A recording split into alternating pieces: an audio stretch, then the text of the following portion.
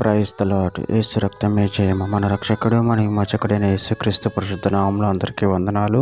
చిన్న ప్రార్థన ద్వారా ఉదయకాల వాక్యధ్యానం చేసుకుందాము. పరిశుద్ధుడ మహాగణుడు అయిన దేవ యేసయ్య, సర్వాధికారి అయిన మీకు వేలది వందనములు కృతజ్ఞత స్తోత్రం చెల్లించుకుంటున్నాను. దేవ ఉదయకాలం ప్రభు వాక్య భాగం ధ్యానిస్తుండగా వాక్య భాగం మాకు అర్థమవులకు సహాయం చేసి మీ కృపలో బలపరిచి మీకు మాదిరిగా మామూలు నడిపించమని ఈ చిన్న ప్రార్థన ప్రభు యేసుక్రీస్తు అతి పరిశుద్ధ నామములు అడిగి వేడుకుంటున్నాను తండ్రి. ఆమేన్ ఆమేన్. మత్తయి సువార్త 16వ అధ్యాయం 26వ వచనం. ఒక మనుషుడు లోకమంతా సంపాదించుకొని తన ప్రాణమును పోగొట్టుకుంటే అతనికేమీ ప్రయోజనము? ఒక మనుషుడు తన ప్రాణమునకు ప్రతిగా ఏమి ఇయ్యగలడు? ఆమె దేవుడి వాక్య భాగం దీవించును గాక. ప్రభు నుండి ప్రియులారా, మనం ఇక్కడ ఒకే భాగంలో గమనించినట్లయితే ఒక మనుషుడు లోకమంతా సంపాదించుకొని తన ప్రాణమును పోగొట్టుకుంటే అతనికి ఏమి ప్రయోజనము? ఒక మనుషుడు తన ప్రాణమునకు ప్రతిగా ఏమి ఇయ్యగలడు? అదేవిధంగా ఒకే భాగంలో గమనించినట్లయితే మత్తయి సువార్త 5వ అధ్యాయం 29వ వచనం.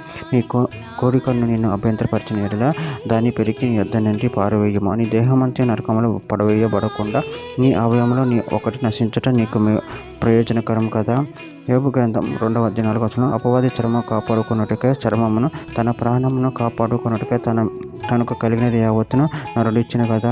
లూకా సువార్త 12వ అధ్యాయం 20వ వచనం. అయితే దేవుడు వెర్రివాడ, ఈ రాత్రి నీ ప్రాణం అడుగుచున్నారు, నువ్వు సిద్ధపరిచినవి ఎవని వగునని అతనితో చెప్పాను.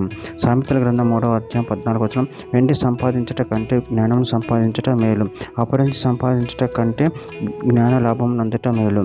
సామెతల గ్రంథం 8వ అధ్యాయం 11వ వచనం. జ్ఞానమును మొత్తముల కన్నా శ్రేష్టమైనది, విలువగల సొత్తు లేవియు దానితో సాటి కావు. సామెతల గ్రంథం 13వ అధ్యాయం 8వ వచనం. ఒకని ప్రాణమును వాని ఐశ్వర్యము ప్రాయచిత్తం చేయును, దరిద్రుడు బెదిరింపు మాటలు వినడు. సామెతల గ్రంథం 16వ అధ్యాయం 16వ వచనం.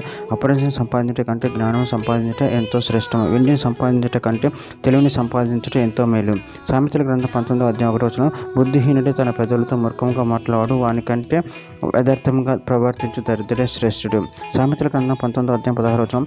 ఆజ్ఞ గైకొన్నవాడు తనను కాపాడుకున్నవాడు, తన ప్రవర్తన విషయమే అజాగ్రత్తగా నుండివాడు సత్యును.